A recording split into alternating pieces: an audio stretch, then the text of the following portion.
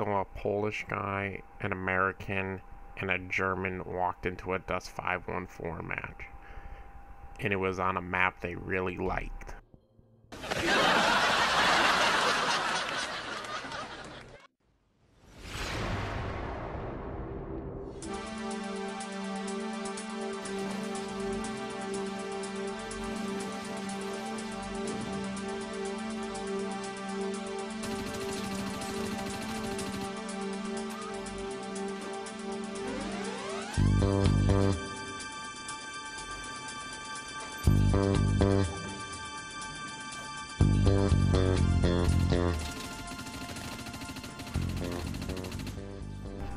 Yes, because everybody loves Fracture Road. I mean, come on, the map is not big, not full of empty dead space, not hard to navigate by vehicle, foot, or dropship, not full of camping spots, not full of easy access from redline snipers, not full of any bullshit whatsoever. I mean, this map is great. This map is amazing. In fact, if CCP took this map out of the game tomorrow, I think the entire player base would cry. I think there would be a mass exodus of Dust, and everyone would just take a day to mourn the loss of this map. They tried fixing the map. Before the MCC was in a different spot, you couldn't get onto the pipes as easily, you needed more dropships, blah blah blah. But now with jumping mods and other bullshit, it's a stupid map. And it kind of leads in today's topic, which is we the people of Dust 514. Who are we? We're just a player base full of noobs, scrubs, better vets, whatever. We all think the game should be played a certain way. Everyone has their own individual aspect to the game. Some people just go with the flow and say, well, if you're going to use the Caldari suit, I'm going to use a scrambler rifle. If you're going to use the Galente suit, I'm going to use a combat rifle. People just go with the punches. They get their SP and they have counters and accessibility, and this is where having more SP really matters in the game, because this game is supposed to have counters to everything. Well, we know that's just simply not true. Some methods in this game at the moment are kind of unbeatable in OP, also known as FOTM, also known as Fit of the Month or Flavor of the Month. Even though we don't get monthly updates anymore, we actually think the game is progressing and doing better, but yet we're actually getting less and less updates, and they're happening over less and less amount of time. But those updates that are coming are quote-unquote things we want, or things to better the game. And most of it is just trial and error on CCP's part, and we just go with the flow. And we bitch about it, we complain about it, or we just flock and gravitate to it and not complain and be like, you know what, I am going to use the Mimitar Assault. You know what, I am going to jump over a fucking building with a fucking mass driver. You know, it's whatever. The game has ways to reward bad players, and a lot of people don't like that. But at the same time, a lot of people don't care, because they say it's a sandbox game and you have the right to troll and go for lousy kills. And if you noticed when the jumping mods came out, or I shouldn't say the mods didn't come out, the mods got modified. Mods modified. The modules became modified with the blue jars adding to your jump, which a lot of people liked, because at the same time there's a lot of parts on these maps that you should be able to jump over, but now you can do it more easily as opposed to not being able to before. There's a couple places in this map where you have to jump onto a 6-inch step, and you're like, wait, what? My guy can't even lift his foot 6 inches off the ground. Whatever. You saw people flying through the air the whole match. Boom, boom, here we go, we're here, we're there, we're here. And you notice those people died a lot because, one, they were easy targets. They usually fell and died because they jumped so high, and it wasn't really that effective because, yes, you could rain down with flaylocks, plasma cannons, and mass drivers, and for the most part it works, but it does not work cost effective in this game, because KD, bro, KDR, bro, camping a crew, bro, that's all you gotta do to make it look like you have good KD, bro. Stay away from the objective, bro. That's how you do it, right? Because winning doesn't matter in pubs. But then they nerfed the amount of jumping mods you can have, and a lot of Caldaris didn't like that, because they're like, well, if I can only have 3 mods and the Amar can have 3 mods, well, the Amar can jump just as good as me, but they can have way more HP and armor and blah blah blah. Which is true, because, you know, it's all about sacrifice. If you're going to sacrifice your HP tank, your precision tank, your damage mod tank, whatever else you could have put in those high slots, you are making sacrifices. So there should be seen no illegal combinations in this game as far as the amount of modules you should have. If a Mimitar Assault wants to run 4 complex Kincats, and trust me, I've seen it and it sucks because those guys fucking run fast. They're over 10 meters a second, broken hitbox, strafe like crazy.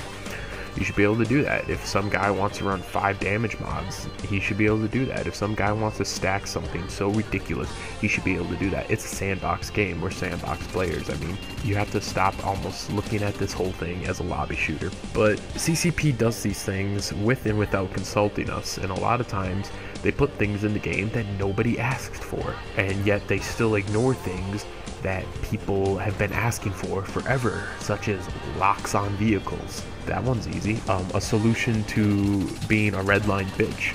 Simple as that. There's all these little things that CCP just ignores, and at the same time gives us things that we didn't ask for. And a lot of people get really frustrated with that. You know, everyone's like, oh, there's no trees in Dust, there's no shrubs in Dust, or now there's shrubs in Uprising, I guess. Wow, I'm old.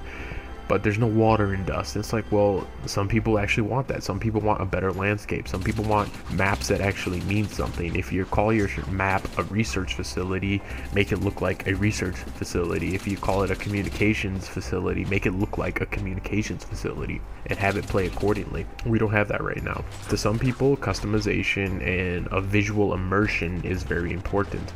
To other people, they want core mechanics, they want good hit detection, they want guns to be balanced and not overpowered, and they want aim assist either all the way on or all the way off, or they want every gun to have the same amount of aim assist. I mean, there's a lot of things that people are trying to get going, and that's what Dust is. It's still a growing process with the community, and we're trying to engage with the devs to get the games we want. However, is it what we want, or is it what you want, or is it what the devs want, or what's good for the player base as a whole? It's basically, you got to break it down, is this going to be good for me?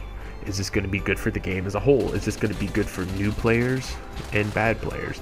I think a lot of old vets in this game forget what it's like to be a new player, in the sense that God knows how long ago I had, you know, less than 1 million SP, or I didn't even have a proto suit. I had less options.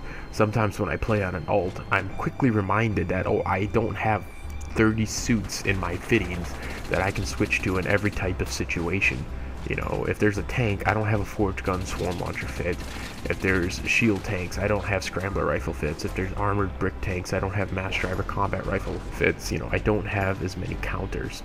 So you have to remember, is it good for the new players that don't have the access we do? Of course, at the same time, I still believe new players have it easier now than ever before, which I guess for better or worse is okay, but a lot of people then become resentful that a new player can come out of the academy and kill them with a militia assault rifle or some shit like that. It's a catch-22. So when we're engaging the devs with what we want, and with all these updates coming, I really think, in my opinion, the devs should stop thinking for themselves for a couple of reasons. One, because it's hard to get feedback when there was no data going into the process to begin with. For example, if they make a change or implement something in the game that nobody talked about before, but they just thought it was a good idea and they surprise us with it, it's hard to get feedback or, you know, a consensus. You know, you need a before, during, and after reaction to something. Two, the people that have been playing Dust 514 are usually FPS vets, as far as the bitter vets. They come from Call of Duty, they come from Battlefield, they come from MAG, they come from Homefront, they come from Halo, they come from Counter-Strike. So there's more collective knowledge of this type of game than the devs have, because this is the first time the devs ever made a game like this. So, you know, they're learning as they go. So as a dev, you probably shouldn't be too arrogant.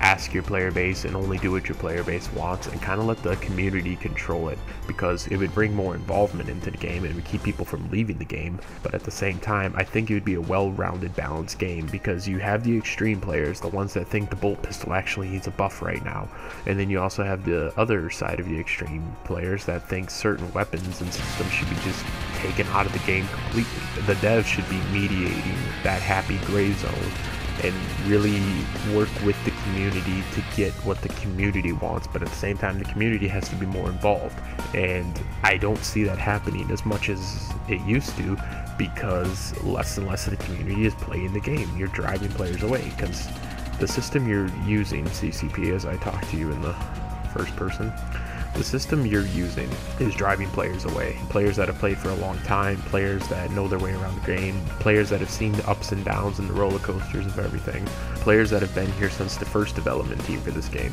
If you drive them away, then you're losing valuable, crucial data to make informed, justifiable decisions for this game.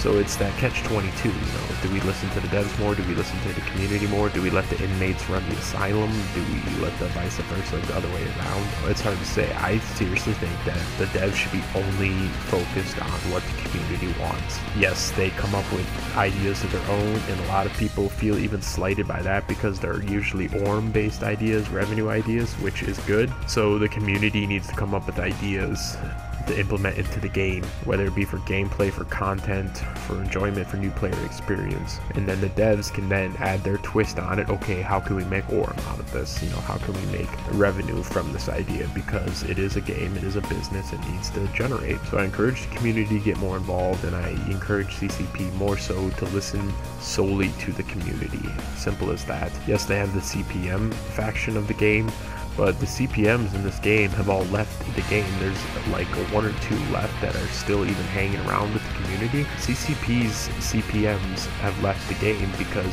they're driving away players. Players that were so dedicated to the game that they thought they could make a difference by being a CPM have now been drove from the game. That should tell you something. Something's not working. It's actually a major breakdown in communication. So a lot of people praise CCP Vitati for all the great strides he's made in this game. And he's made a lot of strides, but as far as the betterment of the game, I don't know. According to his vision, he thinks it is, but I don't know what data he's basing this off of because he's only been here for a short time and so much prior data is gone. So we'll see how it all turns out in the end, because after all, dust apparently does have a shelf life. #Legion